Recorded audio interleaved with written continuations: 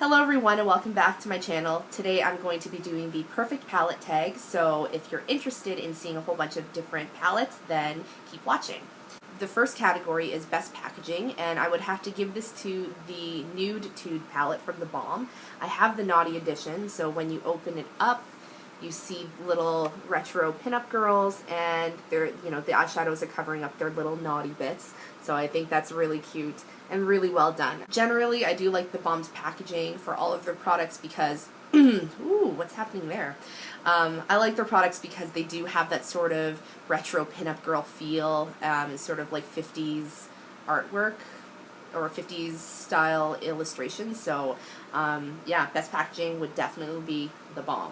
Next category is best color payoff, and most of the palettes that you'll see today do have excellent color payoff, so it's hard to pick just one, but the one that I'm choosing for this one, it's not only because of color payoff but because of the quality of texture, and that is the Raeview and Shu Uemura custom palette that Rae designed or curated.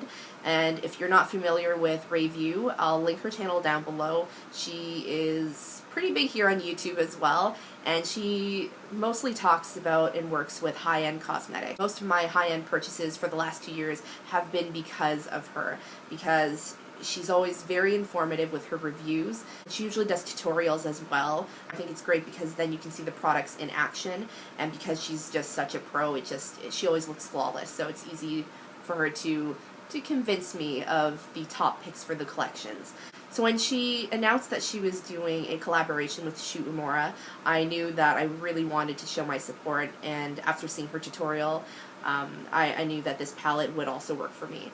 And these are the colors that are in it, and you just get a variety of textures in here. So you get this really dark matte brown at the end, and then you have this sort of lighter brown that's sort of pearly. You get this nice shimmer copper shade, and then at the end you have this sort of pearlescent peachy gold highlight shade, which is good for, brow bone highlight as well as inner corner. So all in all, this palette is just fantastic in terms of the quality of pigmentation, the ease of blending, and also the variety of textures that you get.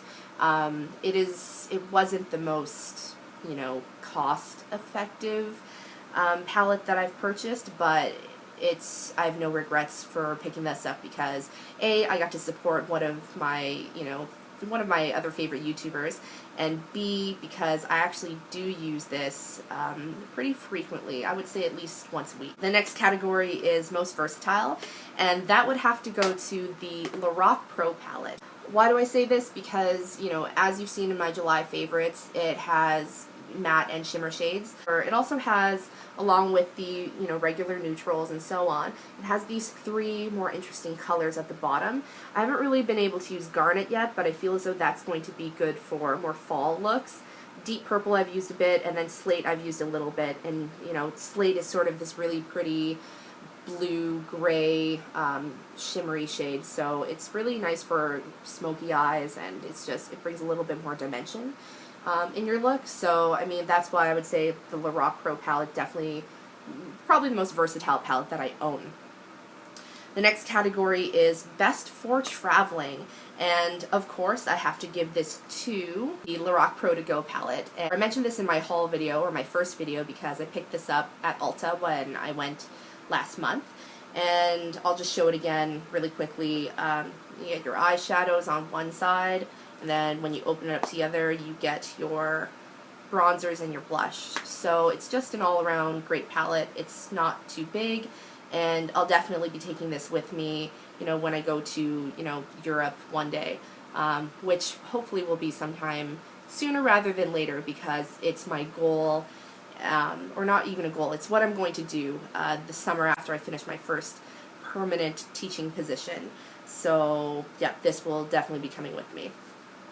The next category is biggest regret, and I wouldn't really say that these are regrets in terms of quality, because they're really nice eyeshadows, but I definitely don't use them as often as I did when I first got them, and those are actually my custom MAC palettes.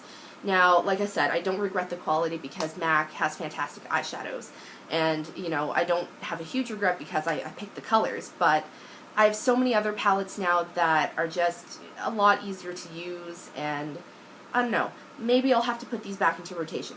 Not so much this one. I mean, it's fun to have this palette just because there's bright colors in here, so maybe one day when I need those pops of color, then this will come in handy again. But this one, it's just, oh, sideways. This one is just, I have colors that are really similar from other palettes now. I mean, but they're classic. I mean, there's Soba, that's Ricepaper, Soba, Quarry, and Satin Taupe. So they're all really popular MAC shades, but I don't know, maybe I'll have to put it back into rotation so I get some use out of them. The next category is best color names, and I have to give this to the Too Faced Cat Eyes palette. I think Too Faced in general names their eyeshadows really well. They always have really cute names, but the Cat Eyes palette, I mentioned it before, there's Tiger's Eye, Pussycat, Kitty Glitter, Panther, and so on. Yeah, they're just, whoever's naming their shadows at Too Faced, good job, because they also had a My Favorite Things palette for a holiday season not too long ago, and they had names based on the song from The Sound of Music.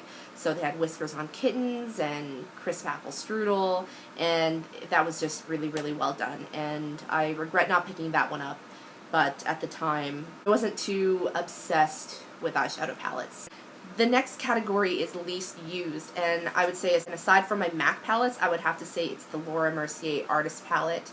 This came out just, sorry, weird throat thing. Okay, this came out this past holiday season, or just, it's August now, so either way, came out holiday 2013, and I picked it up because I knew it would sell out, and it had really, really beautiful colors, and it has really beautiful colors. You get this range of purple shades, which you get African Violet, which is just, oh, it's so beautiful because it has little gold flecks in it, and then I really also like Violet Ink as well. What deters me from this is the fact that they blend so well to the point that you can overblend really easily. An eyeshadow look that you've created using maybe 4 or 5 different colors, it just kind of looks like 1 or 2, so it kind of takes away the dimension. So you have to be really careful when you're blending with this because it's very easily,